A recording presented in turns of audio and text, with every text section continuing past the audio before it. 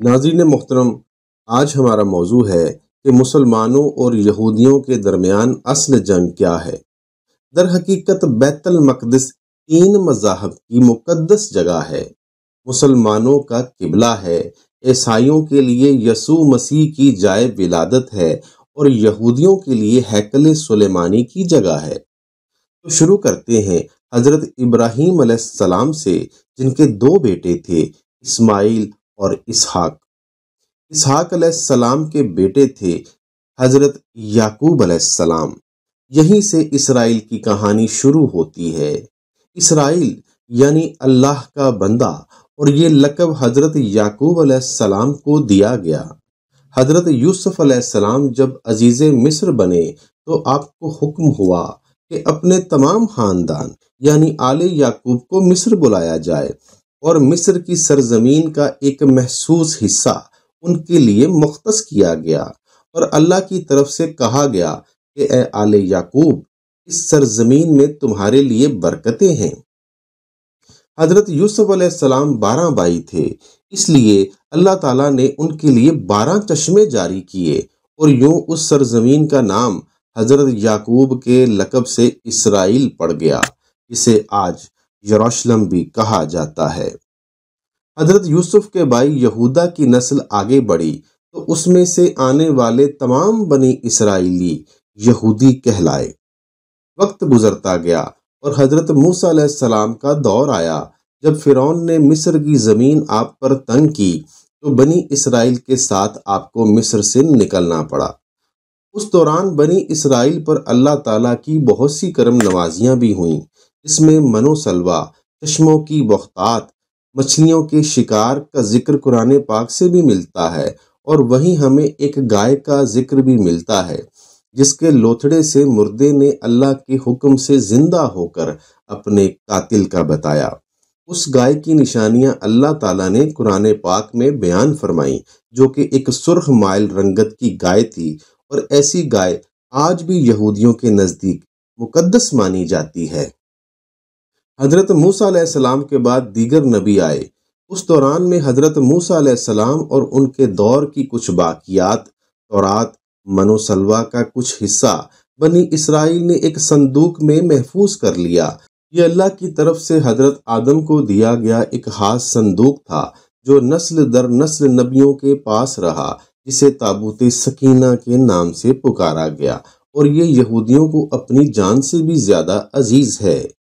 حضرت داؤد نے جب جالوت کو ہرا کر اس تابوت سکینہ کو حاصل کیا تو یوں بنی اسرائیل نے انہیں نبی تسلیم کر لیا، اور حضرت داؤد علیہ السلام نے اس صندوق کی حفاظت کے لیے ایک ہیکل تعمیر کروانا شروع کیا، جو کہ ان کی زندگی میں مکمل نہ ہو سکا۔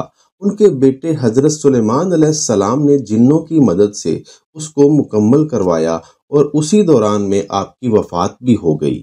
اسی وجہ سے اسے ہیکل سلیمانی کہا جاتا ہے۔ بعد ازاں بابل کے بادشاہ بخت نصر نے اسرائیل پر حملہ کیا اور ہیکل سلیمانی کو بھی گرا دیا، اور تابوت سکینہ بھی اپنے ساتھ لے گیا۔ ایران کے بادشاہ سائرس دی گریٹ نے دوبارہ یہ شہر حاصل کیا، یہودیوں کو دوبارہ یہاں آباد کیا، اور تابوت سکینہ کو بھی واپس لایا گیا۔ ہیکل سلیمانی ایک بار پھر تعمیر کیا گیا۔ پھر وقت گزرا اور حضرت عیسیٰ علیہ السلام کی آمد ہوئی، جنہیں نعوذ باللہ یہودیوں نے دجال، ناجائز اور کیا کیا لقب دیے۔ یہاں سے یہودیوں میں سے دو الگ قومیں ہو گئیں، ایک یہودی اور دوسرے عیسائی۔ یہودیوں نے سازش کر کے حضرت عیسیٰ علیہ السلام کو صلیب پر چڑھانا چاہا، اور اللہ تعالیٰ نے انہیں اپنے پاس اٹھا لیا۔ اس کے بعد یہودیوں اور عیسائیوں میں کئی چھوٹی موٹی جنگیں ہوئیں۔ پھر عیسائی رومی بادشاہ ٹائٹس نے اس شدت سے یروشلم پر حملہ کیا کہ اس پورے علاقے کی اینٹ سے اینٹ بجا دی۔ ہیکل سلیمانی کو بھی گرا دیا گیا، جس کی صرف ایک دیوار اس وقت اپنی اصلی حالت میں موجود ہے، جسے دیوار گریہ بھی کہا جاتا ہے، جہاں یہودی جا کر تورات کی تلاوت کرتے ہیں اور گریہ وزاری کرتے ہیں۔ تابوت سکینہ بھی نہ جانے کہاں کھو گیا ہے۔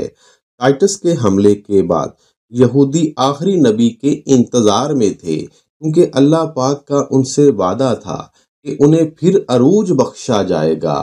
اس وعدے کا ذکر سورہ بقرہ میں بھی موجود ہے۔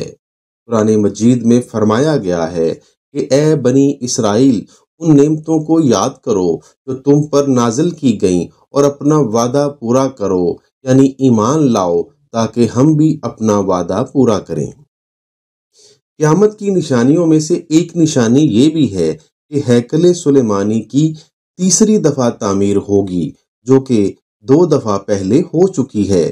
یہودی اپنے مسیحا آخری نبی کے انتظار میں تھے کہ ٹائٹس کے حملے کے 500 سال بعد نبی آخر الزماں کی ولادت ہوئی۔ یہاں یہودیوں کو یہ جھٹکا لگا کہ سارے نبی حضرت اسحاق کی نسل سے ہیں، تو آخری نبی حضرت اسماعیل کی نسل سے کیوں کر آ گئے، اور انہوں نے ایمان لانے سے انکار کر دیا۔ مسلمانوں کے لیے بھی وہ انبیاء کی ہی نشانی تھی، اسی لیے ہیکل سلیمانی کو بیت المقدس کا نام دیا گیا۔ اسلام کے آغاز میں یہودیوں کو قائل کروانے کی خاطر بیت المقدس کی جانب منہ کر کے نماز ادا کرنے کا حکم ہوا، کیونکہ یہودی اسی طرف منہ کر کے عبادت کیا کرتے تھے۔ 17 ماہ بعد ہماری عبادت کا رخ بیت المقدس سے بیت اللہ کی جانب موڑ دیا گیا، کیونکہ مسلمانوں کا شروع سے قبلہ اول یہی رہا ہے، جسے پہلے حضرت آدم اور پھر حضرت ابراہیم نے تعمیر کیا تھا۔ حضرت عمر رضی اللہ تعالی عنہ کے دور حکومت میں اسرائیل یعنی یروشلم پر عیسائیوں کا قبضہ تھا۔ بیت المقدس ہی کے احاطے میں انہوں نے گرجا گھر تعمیر کیا ہوا تھا، اور یہودیوں کی نفرت میں عین تابوت سکینہ والی جگہ وہ گند پھینکا کرتے تھے اور اس جگہ کو کچرے کا ڈھیر بنا رکھا تھا۔ یروشلم کی فتح کے وقت جب حضرت عمر وہاں گئے تو عیسائیوں پر برہم ہوئے۔ وہاں صفائی کروا کر مسجد تعمیر کروائی گئی، اور قرآن میں موجود معراج والے واقعے کی نسبت سے اس مسجد کو اقصی کا نام دیا گیا۔ یہودیوں کی دیوار گریہ بھی اسی احاطے میں موجود تھی، تو زائرین کی حیثیت سے انہیں بھی وہاں آنے کی اجازت دے دی گئی۔ پھر خلافت عباسیہ تک یروشلم ایک مسلم شہر رہا۔ اس کے بعد عیسائیوں نے دوبارہ یروشلم پر حملہ کر کے اس پر قبضہ کر لیا۔ پھر صلاح الدین ایوبی نے عیسائیوں کے خلاف 50 سے زائد جنگیں کر کے بیت المقدس دوبارہ حاصل کیا، اور پھر 700 سالوں تک یہ خلافت عثمانیہ کے زیر سلطنت رہا۔ یہودیوں کو بھی دیوار گریہ تک اپنے مذہبی اقدامات کی آزادی رہی، اور یہودی آہستہ آہستہ پھر یروشلم میں آباد ہونا شروع ہو گئے۔ اس دوران میں کئی بار انہوں نے خلافت عثمانیہ کے سلطان کو پیسوں کے عوض یروشلم انہیں سونپنے کا لالچ دیا، لیکن ناکام رہے۔ اور پھر دوسری جنگ عظیم میں ہٹلر نے چن چن کر یہودیوں کو مارا۔ تقریباً 60 لاکھ کے قریب یہودیوں کا قتل عام کیا گیا، اور یہ ایک بار پھر در بدر بھاگنے پر مجبور ہو گئے۔ اس دوران میں انہیں یہ اندازہ ہو چکا تھا کہ انہیں اب خود اپنی پہچان بنانی ہے، اور بائبل میں موجود یہودیوں کے آخری عروج سے قبل والی کئی نشانیاں بھی ظاہر ہو چکی تھیں، اور وہ یہ تسلیم کر چکے تھے کہ ان کا آخری مسیحا اب دجال ہوگا، جس کی بدولت پوری دنیا میں ان کا دوبارہ بول بالا ہوگا۔ انہوں نے برطانیہ سے ساز باز کر کے خود کو الگ ریاست تسلیم کروا لیا۔ یوں اسرائیل باقاعدہ ایک ملک کی صورت میں دنیا کے نقشے پر ابھرا۔ پھر آہستہ آہستہ انہوں نے فلسطینی علاقوں پر بھی قبضہ کر لیا۔ عرب ممالک اسرائیل کے خلاف جنگ پر آئے، لیکن اس وقت تک یہ خود کو اتنا مضبوط کر چکے تھے کہ عرب ممالک کو اس ایک چھوٹے سے ملک سے منہ کی کھانی پڑی۔ عیسائیوں نے بھی دیکھ لیا کہ اب ان سے لڑ کر کچھ وصول نہیں ہونا، تو باقاعدہ گرجا گھروں میں پادریوں نے تقریبات منعقد کیں اور یہودیوں کے لیے معافی کا اعلان کیا گیا۔ یوں سیاسی اور اقتصادی مفاد پرستی نے 2000 سالوں سے ایک دوسرے کے ازلی و جانی دشمنوں کو ایک صف پر لا کھڑا کیا، اور قرآن کی بات بھی سچ ہو گئی کہ یہود و نصارہ ایک دوسرے کے دوست ہیں۔ یہودیوں کے عقائد کے مطابق وہ ہیکل سلیمانی کی حفاظت نہیں کر پائے تو خود کو قصوروار کہتے ہیں، خود کو سزا دینے کے لیے زنجیروں اور چمڑے سے پیٹتے ہیں اور دیوار گریا کے پاس آہو زاری کرتے ہیں۔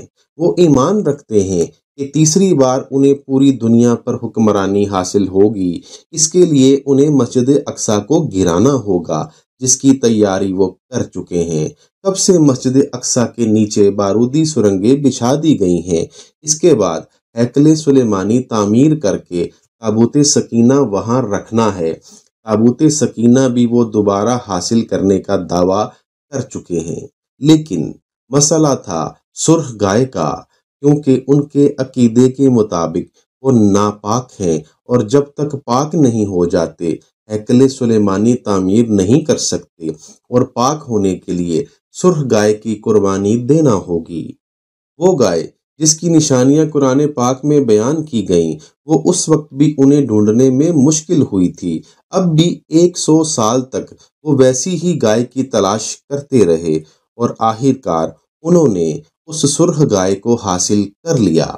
اس سرخ گائے کی تفصیل ہم اگلی ویڈیو میں بیان کریں گے۔ اس ویڈیو کا انتظار کیجیے گا۔ اب تک کے لیے اتنا ہی۔ اللہ حافظ۔